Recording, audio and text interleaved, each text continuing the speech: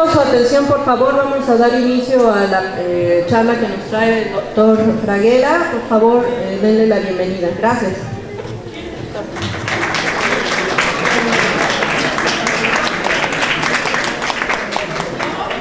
Bueno, buenos días. Me siento un poco extrañado de que haya tanta gente interesada en la matemática acá. Por ejemplo, los que están ahí atrás, aquella muchachita que está mirando para la pared, ¿estás muy interesada en la matemática tú? ¿Tú? ¿Sí? Algo. Qué bueno. Bueno, miren, voy a hablarles un poco de lo que dice ahí y algunas otras cosas, o sea, de la importancia de la matemática, para qué les puede ser útil. Me doy cuenta que es muy difícil con la edad de ustedes y con la preparación de ustedes darse cuenta de esto verdaderamente, y por eso quiero empezar por algo que aparentemente no tiene que ver nada con la matemática, pero que sí es muy importante, y es lo siguiente. ¿Cuál es el objetivo de la educación básica y la media superior, que es la que ustedes van a terminar ahora? O sea, ¿qué se supone que ustedes sean capaces de hacer al terminar este periodo de su vida? ¿Y para qué han estudiado? Yo me imagino, algunos de ustedes, me imagino que un objetivo importante de estudiar es para no tener que trabajar. Hay mucha gente joven como ustedes que tiene que trabajar y muy duro para ganarse la vida. Entonces, ustedes tienen la suerte, además de que tienen una familia que les permite estudiar. Pero aparte de eso, hay cosas muy importantes del por qué es necesario tener esta formación que tienen ustedes. Y si uno va a la Ley General de Educación, la Ley General de Educación dice algo más o menos, está un poquito parafraseado aquí, pero es más o menos en resumen lo que dice, que el objetivo de lo que ustedes han terminado de hacer es precisamente preparar al ciudadano para enfrentar los retos de la vida cotidiana en una sociedad basada en el conocimiento y crear las bases para acceder a niveles superiores de formación técnica y profesional. O sea, para eso es para lo que ustedes están preparados ahora, o se supone que deben estar preparados ahora, después de haber terminado precisamente toda esta etapa de estudio, de terminar la preparatoria, el bachillerato, todo lo que es educación media superior. Y ahora quiero explicarles un poquito qué significa esto. O sea, cómo se logra precisamente el estar preparado para eso que dice ahí. Entonces, eso se logra, según la Ley General de Educación, también desarrollando ciertas competencias intelectuales. Y esas competencias intelectuales son tres fundamentalmente. La primera de ellas es la comunicación a través de la expresión oral y escrita. O sea, que ustedes sean capaces de comunicar sus ideas de forma oral y escrita, y además entender la información que viene expresada de forma oral y escrita.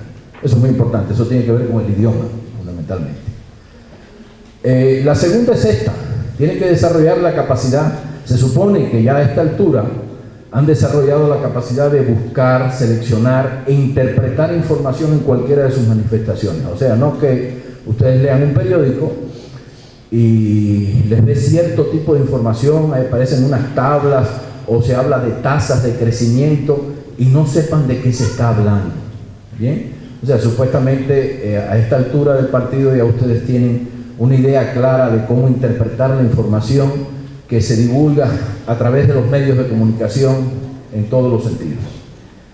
Y lo tercero es plantear y resolver problemas mediante el desarrollo de un pensamiento lógico. O sea, una cosa muy importante de que ustedes deben haber logrado hasta este momento es el desarrollo de un pensamiento lógico, y un poco más que eso, un pensamiento lógico y abstracto. Entonces, estas cosas son consecuencia del desarrollo de ciertas habilidades: la habilidad de comunicación, que tiene que ver con el idioma, la interpretación de la información y el desarrollo de un pensamiento lógico matemático. Y así lo dice explícitamente la Ley General de Educación. Y esto es muy importante por lo que sigue. porque precisamente estos son los ejes principales de la educación básica y media superior, estos tres que,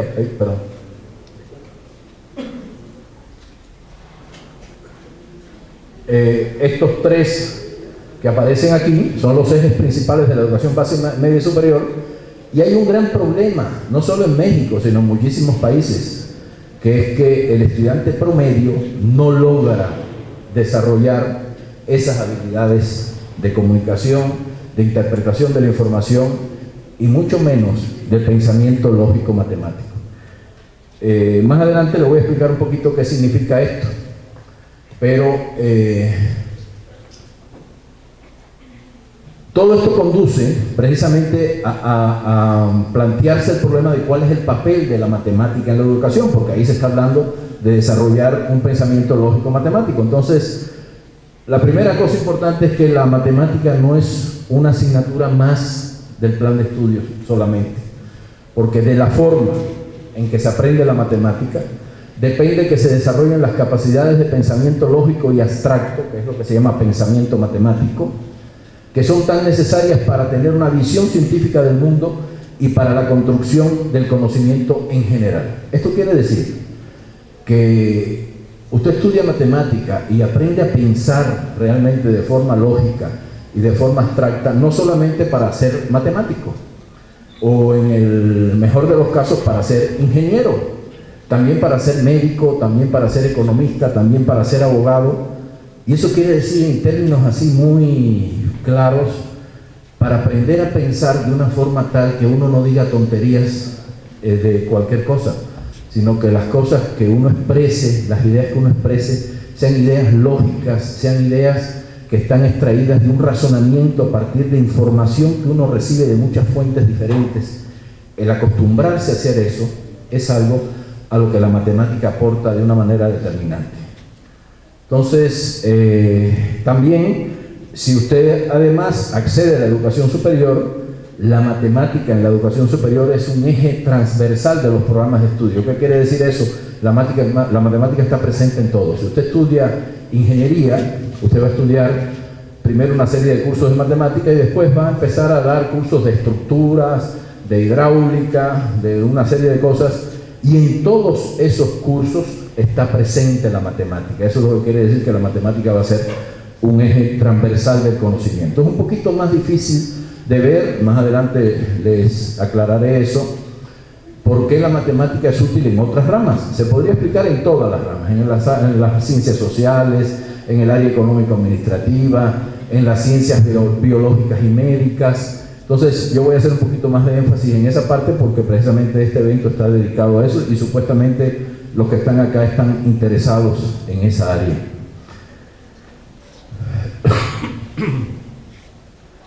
Entonces, lo que les decía antes, ¿qué es el pensamiento matemático? Fíjense, esto es una cosa muy, muy importante. La investigación y el aprendizaje en todas las ciencias, excepto en la matemática, se basa en el análisis de experiencias concretas a través de la observación y el experimento. Así se investiga en todas las ramas del conocimiento.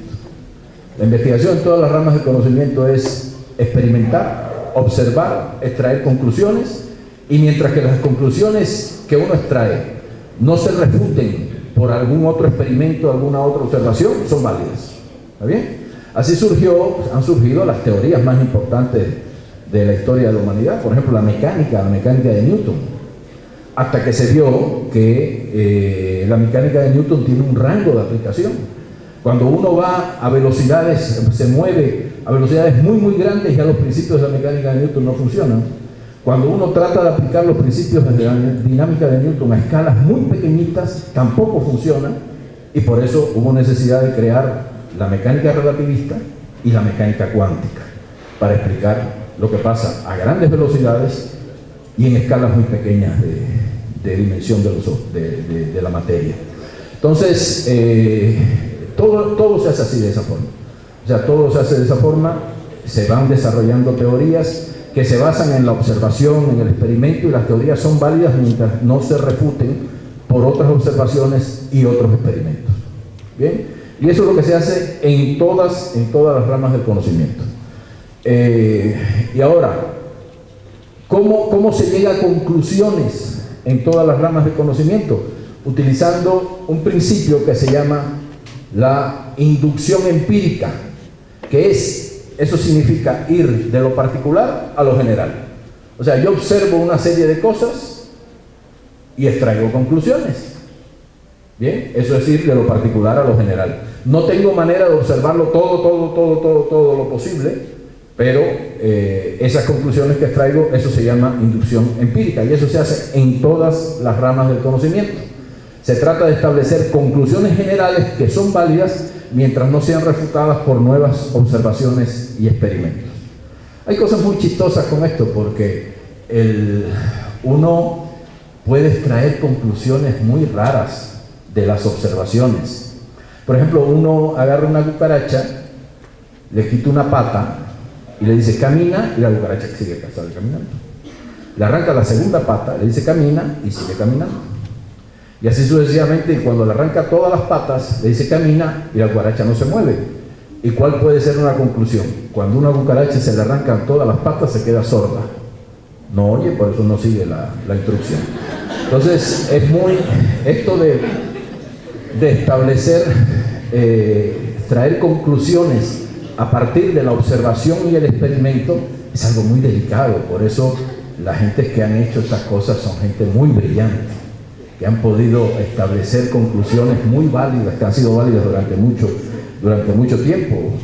Han sido gente como Newton, por ejemplo. Bien, y en la matemática el razonamiento es completamente diferente. En la matemática el razonamiento es, en primer lugar, hay 3 tipos de formas de pensar en matemática. Aunque mucha gente piensa en la matemática como se piensa en las ciencias aplicadas, fundamentalmente en las ingenierías, como se piensa tratando de extraer conclusiones generales a partir del análisis de experiencias concretas. O sea, uno trata a veces en la matemática de extraer conclusiones a partir de que ha visto varios ejemplos de algo y de ahí extrae una conclusión. Y esa no es la forma de extraer conclusiones en matemática. En primer lugar, la forma de extraer conclusiones en matemática es a través de un tipo de razonamiento que se llama razonamiento inductivo, que es en matemática esto es lo que se llama inducción completa. Un razonamiento inductivo que significa que si yo soy capaz de probar algo para algún experimento y después si el realizar un experimento similar implica una cierta consecuencia siempre, entonces de ahí no hay necesidad de hacer muchos experimentos, porque a partir de esa consecuencia yo voy a extraer otra consecuencia y a partir de esa otra voy a extraer otra, y así por inducción voy a deducir qué es lo que debe pasar. Eso es lo que se llama inducción completa en matemática. Hay otra forma de pensar en matemática que es el razonamiento que se llama deductivo, y esto es propio únicamente de la matemática, que significa ir de lo general a lo particular partiendo de axiomas de las teorías que son verdades absolutas. O sea, en la matemática es la única ciencia que tiene verdades absolutas, que son los axiomas de una teoría, y a partir de ahí uno empieza a construir cosas, empieza a desarrollar cosas y llega a resultados, y esos resultados, mientras hayan sido basados en esas verdades absolutas, los resultados son verdades irrefutables. Y esa es la gran aplicación que tiene la matemática en todas las ciencias, en particular en la medicina. En la medicina se combina la matemática con la física, en la biología también se combina la matemática con la física, y de esa combinación, a partir de toda una metodología de trabajo interna de la matemática, uno extrae conclusiones matemáticas. Y como esas conclusiones matemáticas son verdades absolutas dentro de la matemática, se tratan de traducir al lenguaje de la biología y de la medicina. Y eso es lo que aporta conocimiento nuevo a esas áreas que en principio no tienen nada que ver con la matemática. Y lo último es el razonamiento por el absurdo, que dice que si algo falla en lo que se quiere concluir es porque algo falla en las hipótesis. ¿Está bien? Por ejemplo, usted puede demostrar por el absurdo que Dios existe. Uno puede decir, supongamos que no existe. Si no existiera, entonces pasaría tal cosa y tal cosa y tal cosa. Y cuando uno llega a una contradicción con algo que uno está viendo, en la realidad dice, entonces partí de una hipótesis falsa porque estoy llegando a una contradicción. Y como de lo que partí es que Dios no existía, eso quiere decir que Dios sí existe. Hay maneras de demostrar cosas con ese tipo de forma de pensar en matemáticas. Y el acostumbrarse a pensar de esa forma y no solamente a extraer conclusiones a partir de cosas que uno ve, quiere decir que uno está pensando de forma matemática. ¿Está claro? Y eso aporta muchísimo al conocimiento en general. Fíjense, como el pensamiento matemático actual es el resultado de todo un proceso histórico de desarrollo social y del quehacer humano, que no siempre la matemática fue lo que hoy en día es, ni el pensamiento matemático fue lo que hoy en día es. La matemática actualmente se reconoce en 5 etapas de desarrollo de la matemática. Muy rápidamente les voy a decir aquí porque es importante ubicarse en esto. La primera etapa, que es una etapa inicial, no se sabe exactamente cuándo empezó, pero terminó por ahí más o menos de los siglos 6 o 7 antes de nuestra era. Era una matemática que estaba generada por las exigencias de la vida cotidiana, o sea, la necesidad del trueque, del intercambio, de dividir parcelas, de repartir productos, etcétera. Y precisamente esa matemática, esos primeros pininos en la matemática, fueron los que dieron lugar en Babilonia y China a que se empezara a sistematizar el conocimiento. O sea, se empezó a sistematizar la aritmética y se empezó a sistematizar también el álgebra. Después se empezó a sistematizar también la geometría con Euclides. Entonces la matemática empezó a tener su primer desarrollo teórico, precisamente. Ese desarrollo teórico empezó en lo que se llama la etapa de las magnitudes constantes, que continuó hasta inicios de nuestra era. Fue donde la matemática se convirtió en ciencia, y la pregunta ya no es cómo hacer las cosas, sino por qué se pueden hacer. O sea, eso es una cosa muy importante. Mientras uno responde al cómo, o sea, cómo tengo que hacer para marcar el punto medio que hay desde esta pared hasta la pared de allá. Usted puede idear muchas maneras de cómo hacerlo. Una manera sería, por ejemplo, agarro un hilo que tenga una longitud un poquito mayor que la mitad de la pared, eso se observa, lo amarro aquí y lo llevo hasta donde termina el hilo, ahí marco un punto, hago lo mismo desde la pared de allá hasta acá, marco otro punto y ahora voy a tener un espacio intermedio donde ahí tiene que estar el medio de la pared. Y después me paro en donde está el primer punto, mido hasta un poquito más de la mitad, me paro en el otro punto, en el otro extremo, mido hasta un poquito más de la mitad y voy acotando cada vez más el espacio donde tiene que estar el medio de la pared. ¿Está bien? Entonces, y así lo hago 3 o 4 veces y más o menos calculo, eso lo hace un buen albañil, lo hace eso facilito.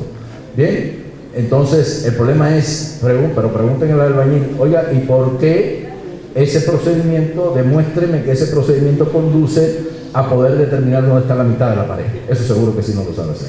¿Está bien? Entonces, pero por eso es muy importante distinguir en preguntarse el cómo a preguntarse el por qué. Y eso es lo que surge cuando la matemática se empieza a convertir en una ciencia, que eso tuvo que ver mucho con el desarrollo social de esa etapa de desarrollo de la humanidad, porque era la etapa en que surgen los aristócratas. El trabajo manual estaba destinado fundamentalmente, como se señala acá, a los esclavos y los artesanos, y los aristócratas eran gente que se dedicaba a la filosofía y la ética del individuo, y fue ahí gente que tenía tiempo para sentarse a pensar y filosofar sobre todas estas cosas, y ahí surgieron gentes como Euclides, surgió la aritmética y la geometría euclidiana. En el Medio Oriente surgió el álgebra con un señor que dicen que se llamaba Al-Khwarizmi, que de ahí viene la palabra algoritmo. Entonces, y así se empezaba a desarrollar la matemática como ciencia. Esa etapa se llamó etapa de las magnitudes constantes. Después viene la etapa de las magnitudes variables, que termina a inicios del siglo XIX, y aquí se introduce un nuevo concepto importante, que es el concepto de función. Y el concepto de función es un concepto muy importante en la matemática, porque es lo que liga la matemática con la dialéctica, con el cambio, porque una función es un modelo de algo que está transcurriendo en el tiempo, una función de una variable. Y entonces es muy importante desde el punto de vista filosófico el aporte que hace la matemática al conocimiento, y se ve que la matemática juega un papel importante en la dialéctica de los procesos. Es un estímulo para el desarrollo de la tecnología, el arte militar, la construcción, la navegación y particularmente la mecánica. Surge aquí en esta época el cálculo diferencial integral de Newton, surge la mecánica de Newton y el cálculo diferencial integral, que es la herramienta fundamental para la investigación cualitativa de los procesos. Después de eso viene una etapa muy importante de desarrollo de la matemática, que es la etapa de la abstracción, que se llama.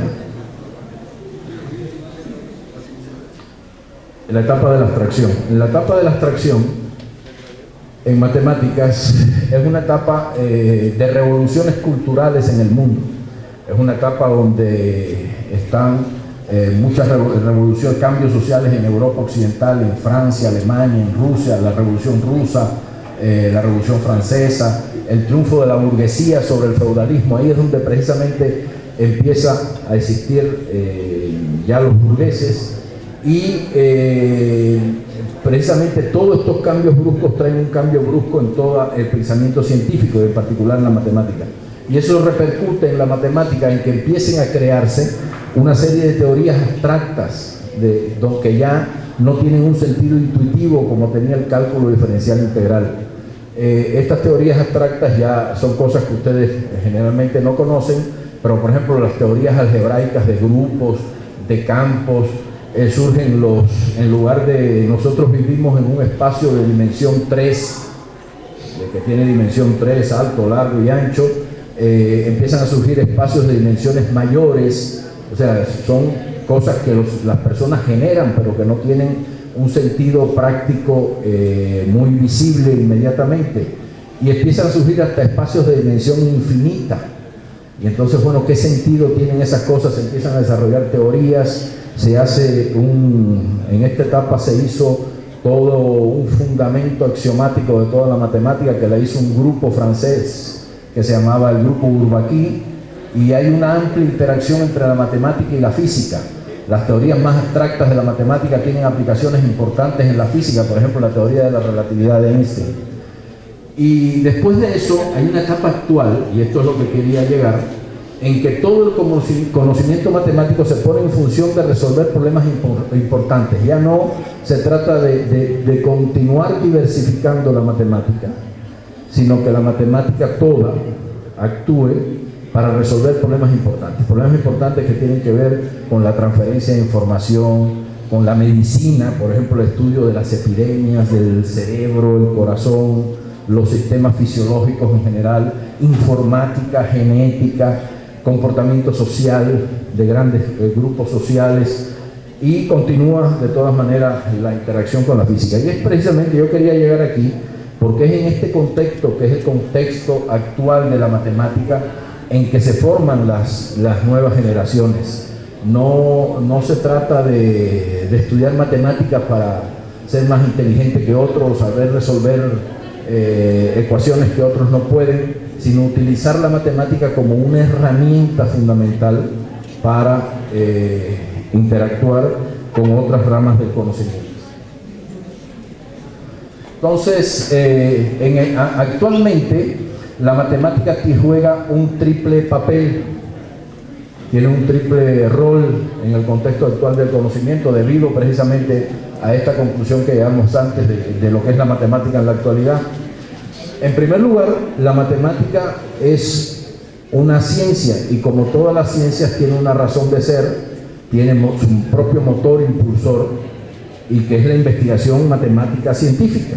Bien, el objeto de estudio de la matemática como ciencia es la abstracción, no son los números, es la abstracción, y eso se ve por el hecho de que las primeras teorías matemáticas, la aritmética, es la ciencia de los números y de las operaciones con ellos, y el concepto de número es la abstracción matemática de la noción de cantidad. ¿Bien? Esa abstracción matemática es precisamente la noción de número, igual que la geometría es la ciencia de las figuras geométricas, y las figuras geométricas son la abstracción matemática del concepto de forma espacial, que son conceptos de nuestro entorno, no tiene nada que ver con la matemática propiamente. Entonces, por otra parte, la matemática, como les decía, hoy en día es una herramienta fundamental para la modelación y análisis de sistemas complejos en el mundo real. Es una herramienta indispensable. Y por otro lado, sigue siendo la matemática la base para desarrollar el pensamiento lógico y abstracto necesario en la sistematización y generalización de procedimientos y estrategias que se requieren para resolver problemas prácticos. Que eso es algo de lo que ya ustedes deberían tener una cierta idea en este momento.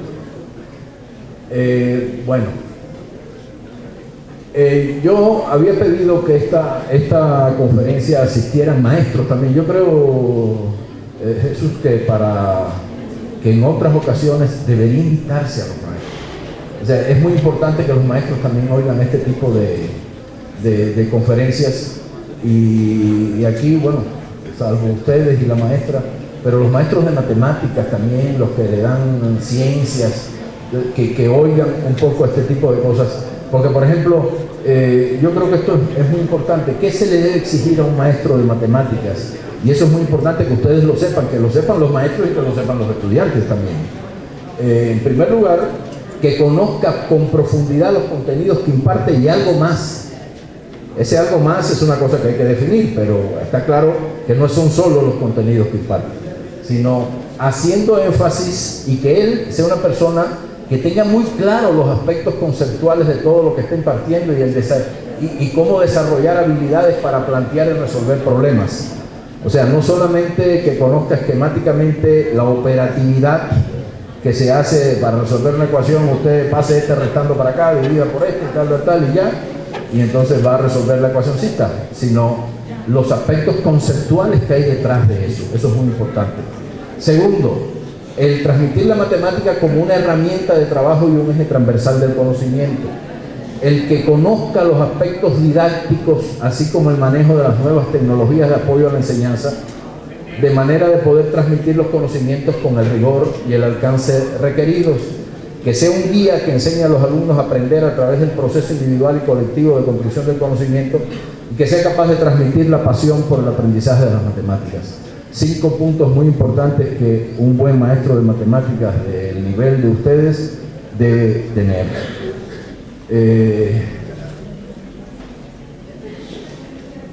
Motivos fundamentales del bajo aprovechamiento en matemáticas que a veces se tienen, no es solo porque, como decía el señor que vino del ayuntamiento, que nos están asustando constantemente con la matemática, porque ustedes están grandecitos ya para dejarse asustar por eso.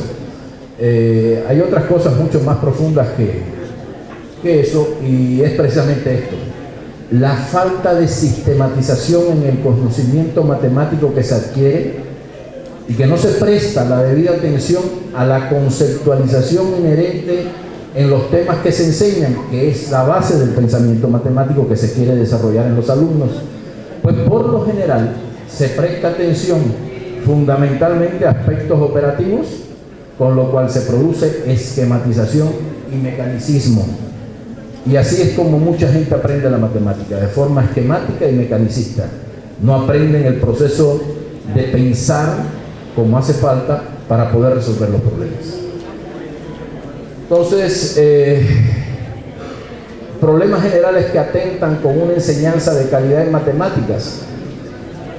La primera es la ausencia de una formación integral de los maestros. Y con esto de formación integral estoy diciendo cosas muy profundas que no me voy a meter a ver aquí ahora, pero una formación integral de los contenidos, incluyendo el necesario algo más, y ausencia a veces de un pensamiento matemático como base para la impartición del conocimiento. La matemática no es solamente impartir un curso, cumplir con el programa, sino enseñar estas habilidades de pensamiento lógico y abstracto. Eso es lo verdaderamente complicado.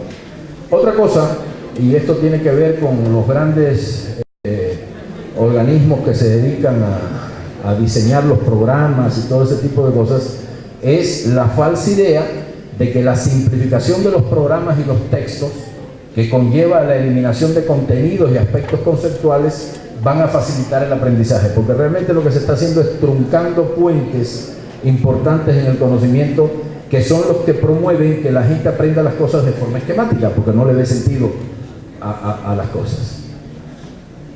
Otra cosa es la ausencia de sistematización y orden en la impartición y aprendizaje de los conocimientos. A veces he hablado con profesores que dicen que la libertad de cátedra les da la posibilidad de empezar por donde quieran, terminar por donde quieran, hacer lo que quieren, y eso no es así. La matemática tiene una secuencia que hay que seguir para poder enseñarla y aprenderla.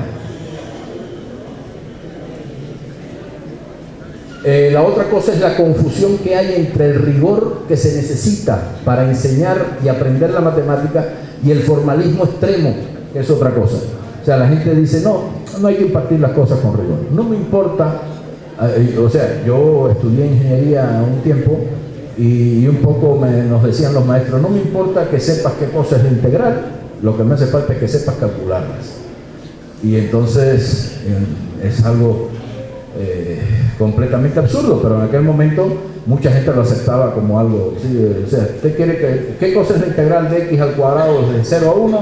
Eso no importa, lo importante es que sepas que eso es x3 sobre 3 evaluado en 1 y evaluado en 0 y ya. Entonces, y eso es algo que se comete mucho. El error también que se comete al pensar que la matemática se puede aprender con una visión practicista. Todas estas cosas atentan contra el buen aprendizaje de la matemática. A través de ejemplos y la solución de problemas prácticos. Hay hasta eslogans en internet que dicen enseñar matemáticas haciendo matemáticas, que están muy mal interpretados, que quiere decir, hay una secuencia de cómo hay que aprender la matemática, y el ver la matemática como una herramienta para resolver problemas, no se puede empezar por ahí no se puede empezar. Entonces, y por último, el excesivo énfasis que se hace en los aspectos metodológicos y pedagógicos en la formación del maestro, poniéndose en segundo plano la formación en los aspectos conceptuales y la aplicación práctica de los contenidos. Mucha gente piensa que lo importante es saber el cómo sin saber el qué, y eso es un grave error en la enseñanza de la matemática. Además, hay una secuencia metodológica en la enseñanza de la matemática. Voy a pasar muy rápidamente esto, y esto es una secuencia para el aprendizaje y para la enseñanza. Esto es válido para los maestros y es válido para los estudiantes. O sea, lo primero que uno tiene que saber bien son los conceptos y los contenidos de una manera estructurada y rigurosa. El rigor es la base para justificar y unificar metodologías de solución de muchos problemas aparentemente diferentes. Entonces, hay que aprender muy bien los conceptos, hay que aprender muy bien los resultados, y después de eso hay que entender, y junto con eso, hay que entender el origen práctico de los conceptos y la relación que tienen los resultados importantes con la aplicación práctica. Esto es precisamente la base de la motivación. Que la motivación es, de alguna manera, la didáctica de la enseñanza. Después es que viene un segundo paso, que es aplicar los conceptos y los resultados que uno ha estudiado en la operatividad y el cálculo. No se puede empezar por ahí. Primero hay que aprender bien los conceptos y después aplicarlos a la operatividad y el cálculo. Uno tiene que saber primero calcular integrales antes de usar la integral para resolver algún problema. Entonces, por eso viene un cuarto punto, que es ahora aplicar los conceptos y resultados en la solución de problemas, ya sean puramente matemáticos o que tengan un significado práctico. Después de eso es que viene el desarrollar, y mucha gente llega un poco hasta aquí, problemas matemáticos. Los buenos estudiantes llegan casi siempre hasta aquí, Pero ya resolver problemas que tengan un significado práctico, que quiere decir problemas que no vienen enunciados en un lenguaje matemático, sino en un lenguaje del mundo real y que hay que traducirlo a la matemática, eso es otra cosa.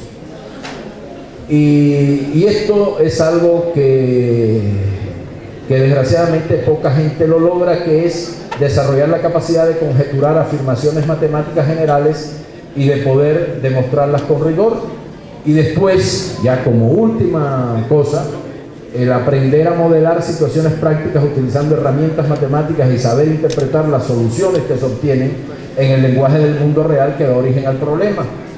Y aquí es muy importante que uno entienda el campo de aplicabilidad que tienen los conocimientos que uno está adquiriendo. Por ejemplo, la aritmética sirve para resolver cierto tipo de problemas. No me voy a meter en ese detalle, porque si no, no voy a acabar nunca aquí. Los de atrás ya veo que están muy apurados.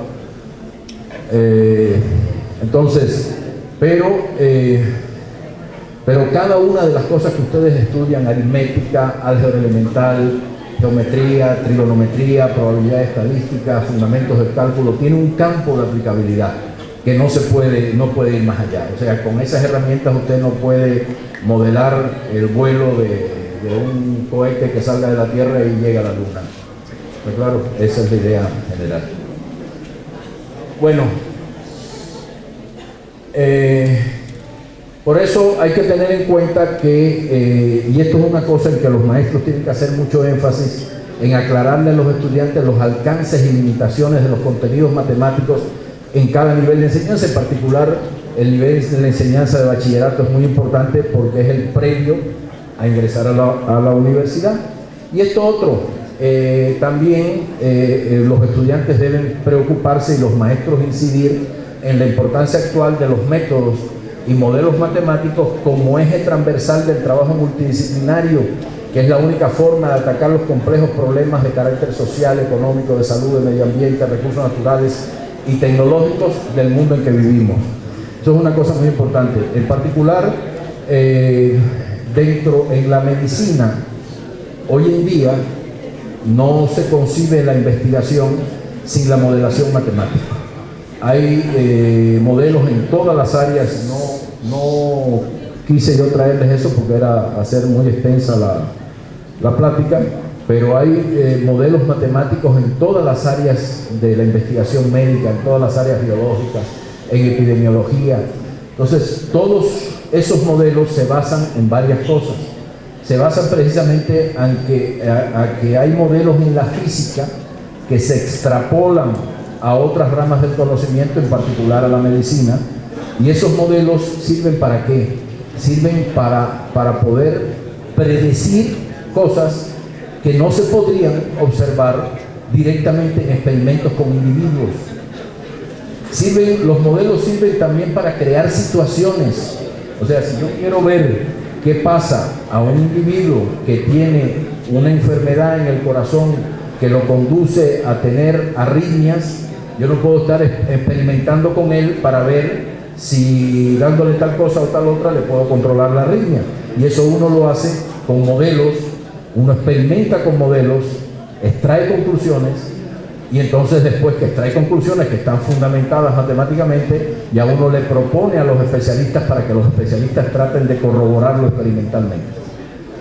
Entonces hay toda una rama, una investigación muy grande, muy profunda, necesita de mucho conocimiento matemático. No quiere decir que un médico sea capaz de hacer eso. Por la formación propia que tiene, nunca va a llegar a tener esa posibilidad. Lo importante es que ustedes sepan que eso se puede hacer y que estén abiertos a colaborar con especialistas que pueden hacerlo. Es muy difícil encontrar, sí los hay, pero es muy difícil encontrar especialistas médicos muy brillantes, muy ilustres, que entiendan esta necesidad y la potencia que tiene la matemática, la física, la computación dentro del área médica, y estoy refiriéndome al área médica nada más. Sí hay esos especialistas, sí existen. De hecho, el día 20, el viernes de esta semana, recibimos nosotros en la UAP a las 9:30 de la mañana, y al que quiera, si hay alguien que realmente quiera ver un médico con esas características, vamos a tener un especialista de los especialistas líderes del Instituto Nacional de Cardiología de México, hablando sobre arritmias cardíacas y sobre los problemas que se pueden modelar con matemática, con física, con cómputo.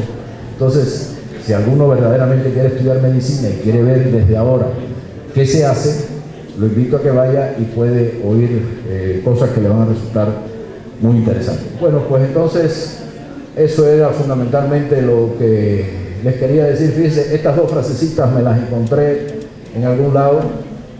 Dice: para elevar la calidad del aprendizaje de la matemática es indispensable que los alumnos se interesen y encuentren significado y funcionalidad en el conocimiento matemático, que lo valoren y hagan de él un instrumento que les ayude a reconocer, plantear y resolver problemas presentados en diversos contextos de su interés. Y la labor del maestro es educar, pero educar va más allá de la simple transmisión de conocimientos. Educar es guiar, es enseñar a aprender, es despertar intereses e inquietudes, es preparar al ser humano para transitar por el largo y difícil camino de la calidad y la excelencia. Pues eso era lo que quería decirles. Aquí están todos la Facultad de Ciencias Físico-Matemáticas, de donde provenimos, la Vicerrectoría de Docencia, que apoya este tipo de actividades, y la Escuela de Formación Docente y la Dirección General de Investigación Educativa de la UAM. Entonces, muchas gracias. Esto era todo por hoy.